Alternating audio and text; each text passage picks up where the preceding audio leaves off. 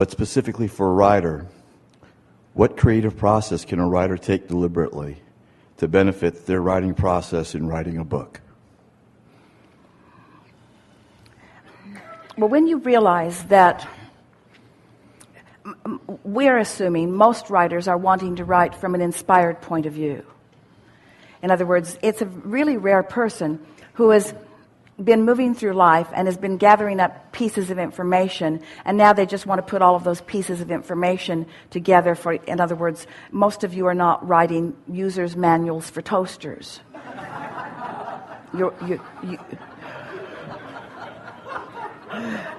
And most of those who write them haven't used the toaster yet, in other words. And so most writers are reaching for something that's inspired. And the thing that we would like to say to anyone who's wanting to write anything is just gather together a handful of characters, define who they are, put them in a setting, and let them talk to each other. And they will, and if you understand that, and if you believe that, they will speak through you. Because there isn't anything that you would like to write about that there isn't plenty of experience that is ready to pour through you in a way that is meaningful.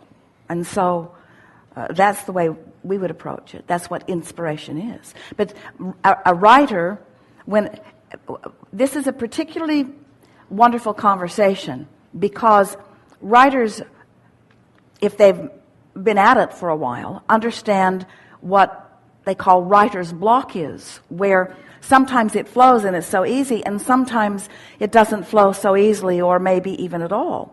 And we want to say to a larger group all around the world of deliberate creators, you often have living block.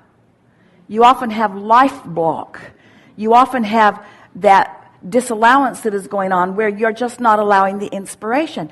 And what that is, every single time, we can define it for you so clearly. You're standing in a place where you believe incorrectly that there is someone outside of you evaluating you and judging you. And so you are offering your behavior based upon what their impression of what you are doing will be, rather than upon how your synthesized emotional guidance system alignment between you and who you really are is. And so everything that we've been talking about has been about the path of least resistance.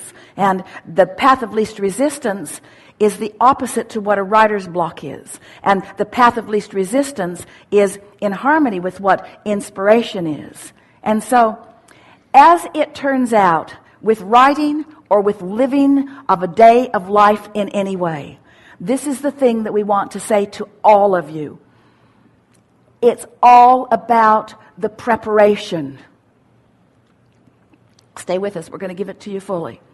Friends say, Abraham, I've jumped out of an airplane. I have no parachute. What do you think I should do next? And we say, hang on, it will be over in a little bit. Because the preparation is sort of paramount. The fact that you're in an airplane, you've jumped from the airplane, and you have no parachute sort of dominates the situation here. You get what we're saying?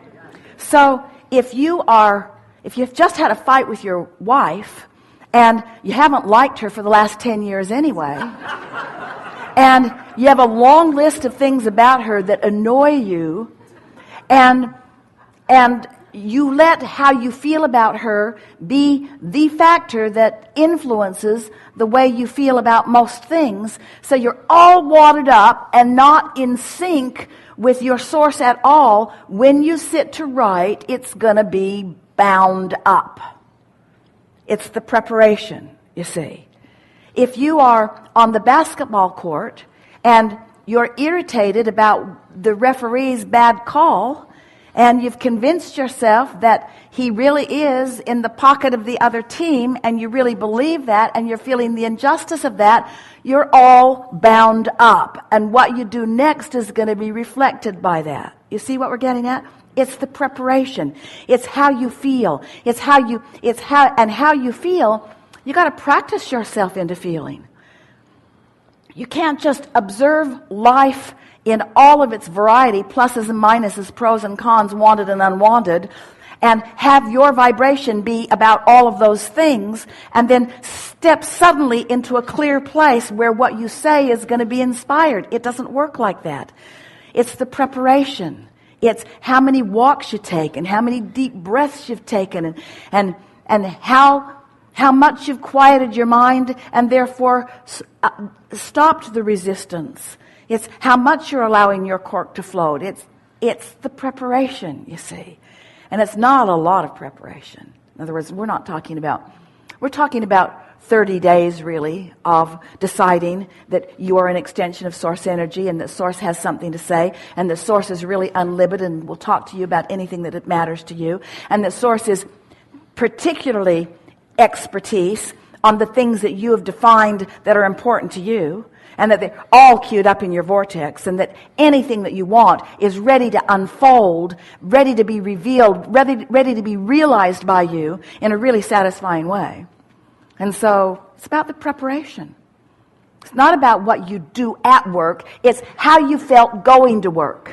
It's not about how wise you were in a debate that you had with someone. It's how much love you had in your heart going into the debate. It isn't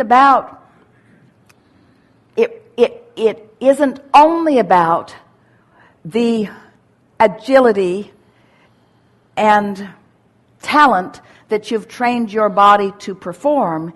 It's about your attitudinal stance prior to the performance.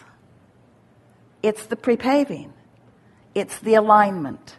It's the practice of the energy. We talked for quite a while about law of attraction, and we said to you, you get what you think about whether you want it or not, and you liked that to a certain extent, but then you couldn't really get your thoughts around it completely. And then we began explaining to you that when you know what you don't want, you know what you do want, and out of that you are sending these rockets of desires, and all the do-wants are being gathered by the Source within you, because the Source within you knows who you are and what you really do want. And so when you don't have enough money and you want more money because you don't have enough freedom and you want more freedom, because you don't have enough leverage and you want more leverage, because you don't have enough belief in your ability to choose and you want more belief in your ability to choose. In other words, all day, every day, you are honing from life this creation of who you really are. And so we explained to you that there's this vibrational reality that exists.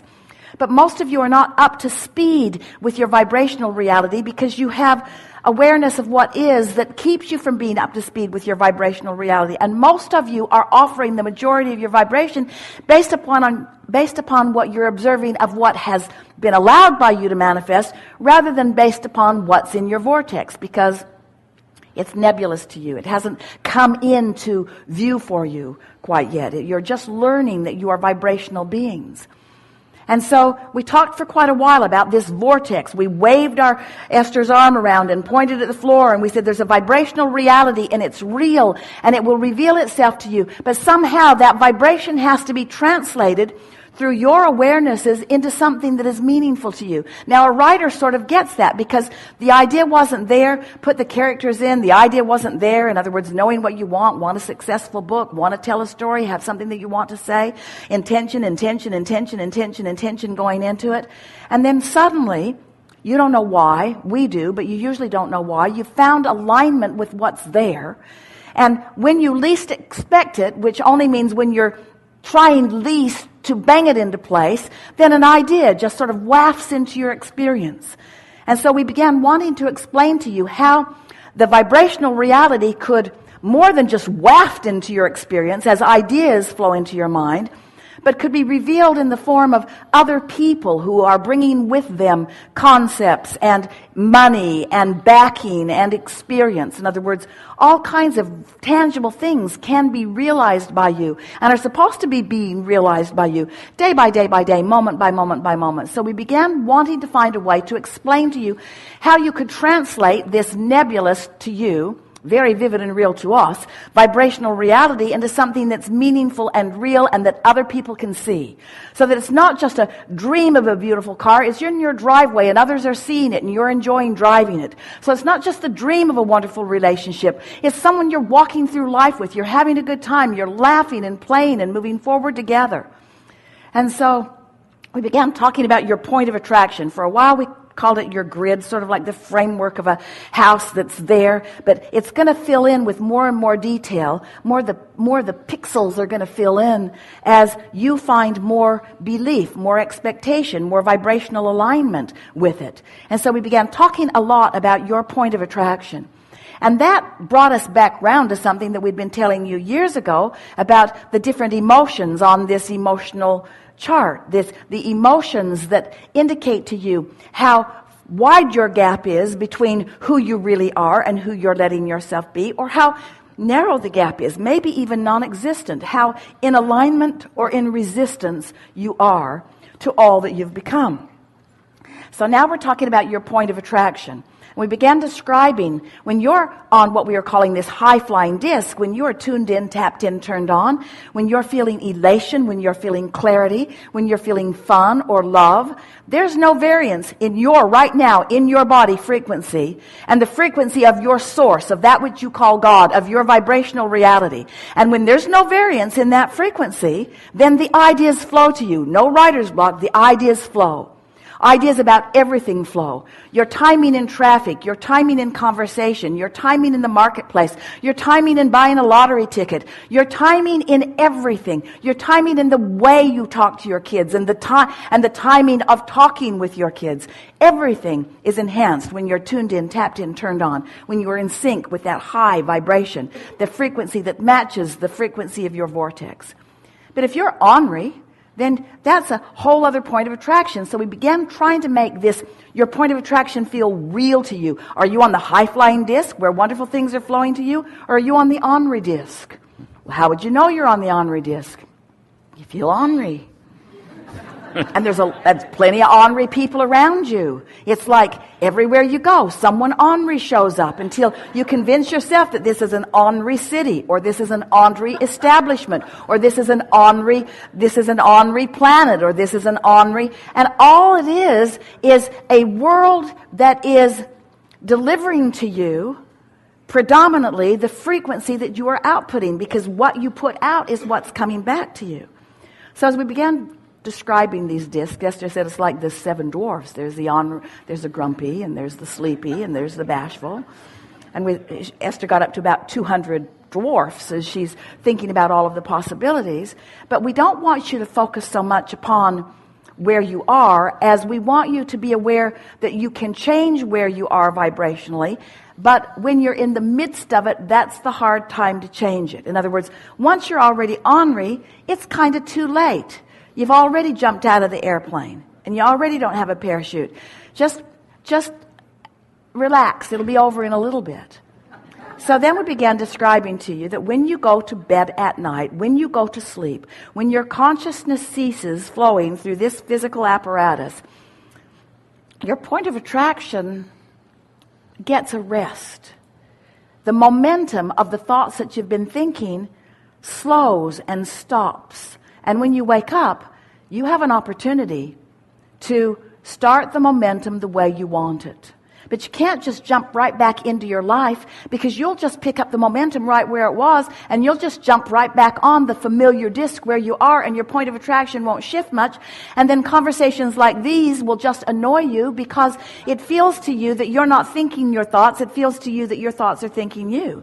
It doesn't feel to you that you're choosing who comes to you. It feels to you that they're choosing coming to you, and that you need to protect yourself from those that might come sometimes.